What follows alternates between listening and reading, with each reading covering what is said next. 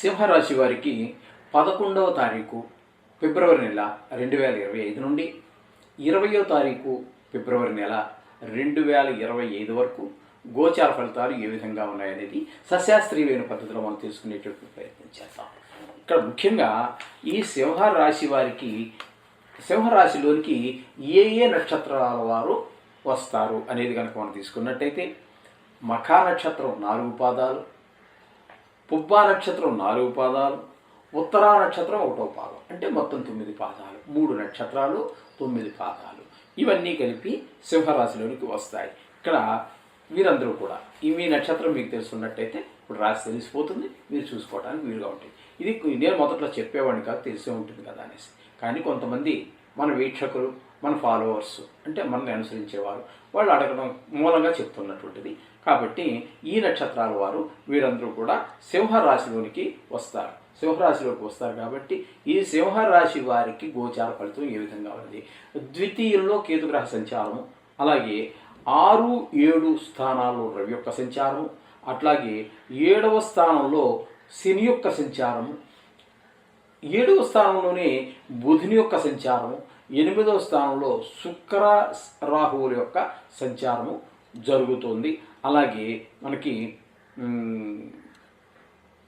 దశమ స్థానంలో గురు యొక్క సంచారము, కుజుని యొక్క సంచారము జరుగుతున్నాయి. నిజానికి కుజుడు ఉన్నటువంటిది 11వ స్థానం, కానీ ఆయన వక్రగతిలో ఉన్న కారణంగా దశమ స్థానంలో ఉన్నట్టుగా మనం చెప్పుకోవాలి. ఆ విధంగా మనం చెప్పుకోవాల్సి ఉంటుంది. కాబట్టి ఇక్కడ ద్వితీయ స్థానంలో కుజుడు అనుకూలమైన ఫలితాలు ఇవ్వడాలంటే కొంచెం ఆదాయ విషయంలో, మాట విషయంలో, ధన విషయంలో కొంచెం మనకి ఇబ్బందులు కలిగిస్తూ ఉంటాడు.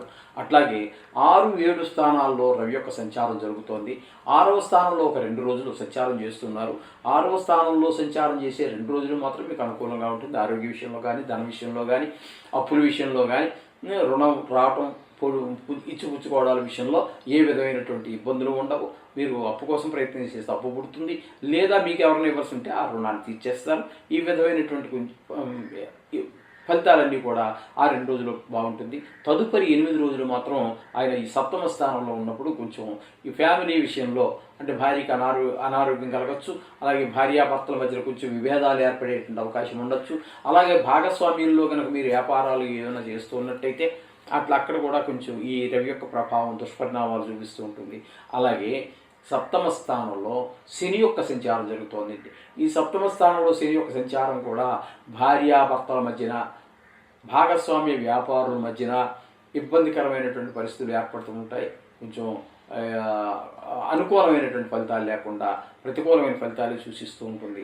ఇక బుధుని యొక్క సంచారం మాత్రం 7వలో ఇక్కడ రవి, శని, బుధ ముగ్గురు ఉన్నారు. అయితే ఈ రవి, శని యోగించకపోయినప్పటికీ 7వ స్థానంలో ఉన్నటువంటి బుధుడు మీకు అనుకూలమైనటువంటి ఫలితాన్ని ఇస్తూ ఉంటాడు. వీరిద్దరూ భాగస్వామ్యులతోటి, భార్యతోటి మనకు ఉన్నటువంటి, అంటే కలతలతో ఉన్నటువంటి ఇబ్బందుల్ని ఇక్కడ మీకు ఈ బుధుడు వీరిద్దరూ రాజేస్తూ ఉంటే ఈయన వంతుగా ఈయన దానికి మీకు సహాయకారిగా ఉంటాడు. వాళ్ళిద్దరూ వ్యతిరేకంగా ఉంటే వీళ్ళిద్దరూ ఈయన కొంచెం మీకు సహాయకారిగా బుధుడి యొక్క ఫలితాలన్నీ ఉంటాయి. మీ తెలివితేటలు కొంచెం ఫలిస్తాయి, మీ లాజిక్లు ఫలిస్తాయి. ఇటువంటివన్నీ కూడా బుధుని యొక్క సహాయ సహకారాలు అందుతూ ఉంటాయి. ఇకపోతే 8వ స్థానంలో శుక్రుని యొక్క సంచారం జరుగుతోందండి. 8వ స్థానంలో శుక్రుని యొక్క సంచారం మీకు మంచి ఫలితాలన్నీ ఇస్తూ ఉంటుంది. మీకు మంచి గౌరవం లభిస్తూ ఉంటుంది. అలాగే మంచి భార్యాభర్తల మధ్యన కూడా కొంచెం ఏ విధమైనటువంటి పీడ అవి ఉండవు. అలాగే పెద్ద కష్టాలు ఏవి రాయనడు, కాపాడుతూ ఉంటాడు. ఇక్కడ రాహు మాత్రం కొంచెం ఈ శుక్రుడు ఏవైతే మనకు అందిస్తూ ఉన్నాడో ఆ స్థానాల్లో ఈ రాహు యొక్క సంచారం తద్భిన్నమైనటువంటి ఫలితాలన్నీ ఇస్తూ ఉంటాడు. ఈయన కొంచెం కష్టపెట్టడానికి మిమ్మల్ని ప్రయత్నిస్తుంటే శుక్రుడు మిమ్మల్ని సుఖపెట్టడానికి ప్రయత్నం చేస్తూ ఉంటాడు. ఈయన ప్రయత్నం ఏం చేస్తారు, ఆయన ప్రయత్నం ఆయన చేస్తారు. చేత ఆ విధంగా ఉంటుంది. శుక్ర రాహువులు వాళ్ళిద్దరూ కలిసి ఉన్న కారణంగా. దశమ స్థానంలో గురు యొక్క సంచారం జరుగుతోంది. దశమ స్థానంలో గురు యొక్క సంచారము అనుకూలమైనటువంటి ఫలితాలు ఇవ్వదు. వృత్తి వ్యాపారాల్లో కొంచెము నష్టాలు వచ్చేటువంటి అవకాశం ఉంటుంది. సరి అయిన ఆదాయం రాకుండా ఉండే అవకాశం ఉంటుంది. మీరు పడినటువంటి కష్టానికి తగిన ఫలితాలని పొందలేరు. అలాగే కుజుని యొక్క సంచారం కూడా దశమలో జరుగుతోంది. ఇది కూడా అదేవిధంగా గురువు లెక్కనే ఇక్కడ మనకి ఈ కుజుని యొక్క సంచారం కూడా దశమ స్థానంలో